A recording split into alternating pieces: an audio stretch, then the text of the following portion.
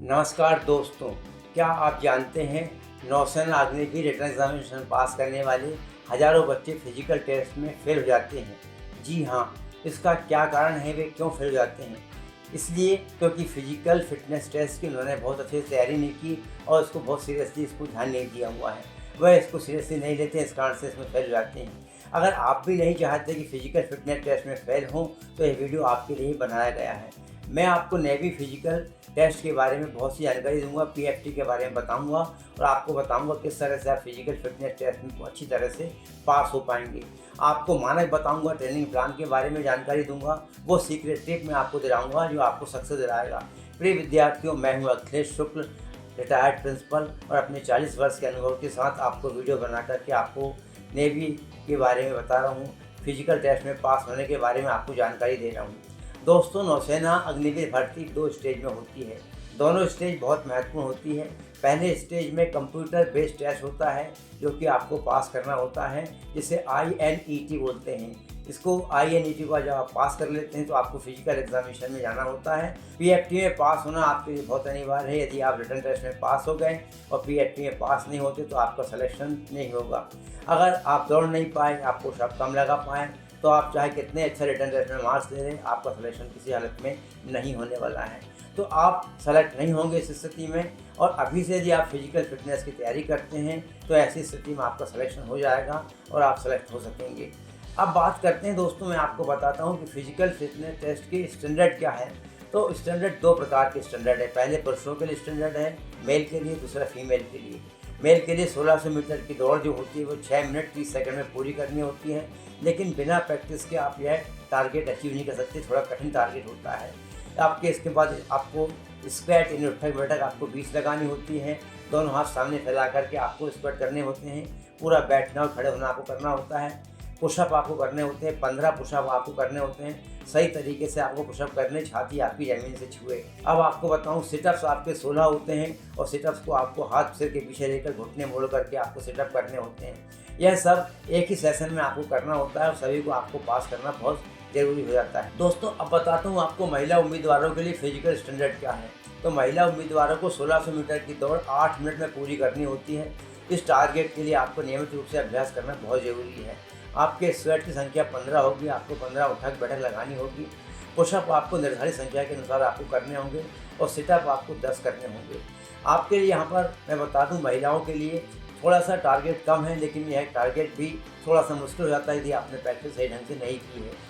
यदि आप सही तैयारी करते हैं तो निश्चित तौर पर आपका टारगेट आपको सरल लगेगा और आप आराम से टारगेट को अचीव कर सकते हैं।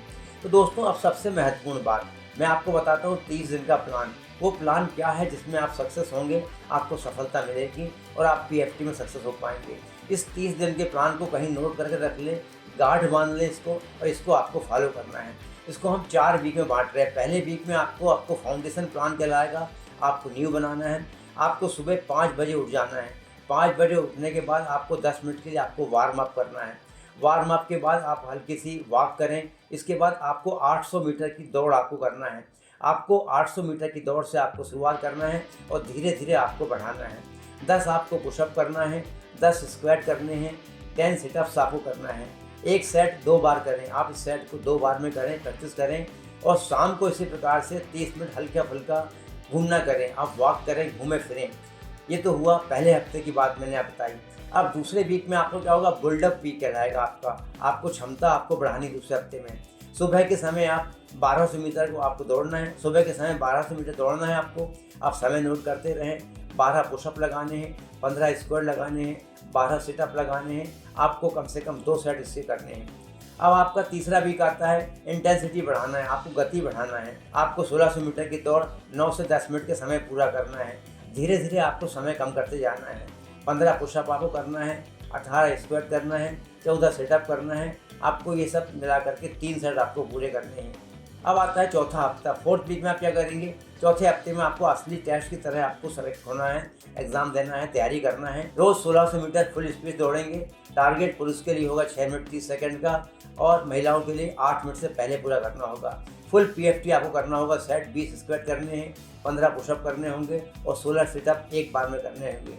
दोस्तों, दौड़ में सबसे ज़्यादा लोग फेल होते हैं, इसलिए कुछ स्पेशल टिप्स मैं आपको दौड़ के बारे में दे रहा हूँ। सबसे पहले बात, ब्रीथिंग के बारे में, आपकी ब्रीथिंग टेक्निक कैसे होना चाहिए।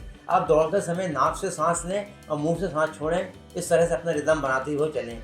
आपको फ़ायदा होगा, आपको थकान नहीं आएगी, आप आगे बढ़ पाएंगे। टिप 2 आपको मैं देता हूँ, पेस मैनेजमेंट। आपको शुरू में मीडियम स्पीड रखना है, यानी 400 मीटर शुरू में जो आप दौड़ते हैं उसमें शुरू मीडियम स्पीड में, फिर थोड़ा स्पीड बढ़ाएं और अंतिम 400 मीटर में फुल स्पीड से आप दौड़ें, यही आपका पेस होगा। फिर टिप 3 में आपको बता दूं, आपके शूज़, हल्के रनिंग शूज़ आपको पहनना है। चप्पल या कैनवास के शूज़ पहन कर ना दौड़ें, इससे आपको चोट लगने की संभावना रहेगी, आप गिर सकते हैं, आपको कोई फ़ायदा नहीं होगा।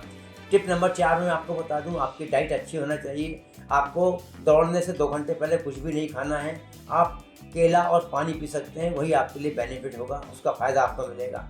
5वां टिप, आपको स्लीप अच्छी लेना, नींद अच्छी लेना है। कम से कम दौड़ने के पहले 7-8 घंटे तक सोएं। आपकी थकान जो होगी वह परफॉर्मेंस आपका बिगाड़ सकती है। दोस्तों, यह मिस्टेक आपको नहीं करना है। पहला मिस्टेक नंबर 1, रिटर्न एग्ज़ाम के बाद फिजिकल प्रिपरेशन शुरू करना। फिजिकल टेस्ट के प्रिपरेशन पहले ही शुरू कर देना, रिटर्न एग्जामिनेशन के पहले इसकी प्रिपरेशन शुरू कर देना है। मिस्टेक नंबर 2, टेस्ट के 1 दिन पहले या 2 दिन पहले बहुत ज़्यादा एक्सरसाइज करना, इससे आपकी बॉडी थक जाएगी, आपको कोई फ़ायदा नहीं होगा। मिस्टेक नंबर 3 आपकी कौन सी, पुशअप में अधूरा मोशन आपका होगा, इंस्पेक्टर देख रहे होते हैं, आपकी जो अधूरी एक्सरसाइज होगी वो काउंट नहीं होगी, उससे आपको कोई बेनिफिट नहीं मिलेगा। मिस्टेक नंबर 4 आपकी, आप पानी नहीं पिएंगे, पानी नहीं पीने से आपको डिहाइड्रेशन होगा। नौसेना अग्निवीर का फिजिकल टेस्ट कठिन जरूर है, लेकिन असंभव नहीं है, आपको यहाँ बेनिफिट मिलेगा, आप आगे बढ़ सकते हैं, पास कर सकते हैं। इस प्लान को फॉलो करें, जो प्लान मैंने आपको दिया है इसको आप फॉलो करें। क्या आपने नौसेना अग्निवीर भर्ती के लिए अप्लाई कर दिया है? अधिक जानने के लिए वीडियो देखें, लिंक ऊपर आई बटन में दिया हुआ है, जाकर आप देख सकते हैं। याद रखिए, नौसेना सिर्फ यूनिफॉर्म नहीं देती है, वो एक जीवन देती है जिस पर आप हमेशा गर्व कर सकते हैं, आपको हमेशा उस पर गर्व होगा। दोस्तों, यदि ये वीडियो आपको उपयोगी लगा हो तो इसे लाइक करें, चैनल को सब्सक्राइब कर लें और बेल आइकन दबाना ना भूलें। दोस्तों, अगली वीडियो में आपसे फिर मिलता हूँ एक नए विषय के साथ, तब तक के लिए आपसे विदा चाहता हूँ। जय हिंद।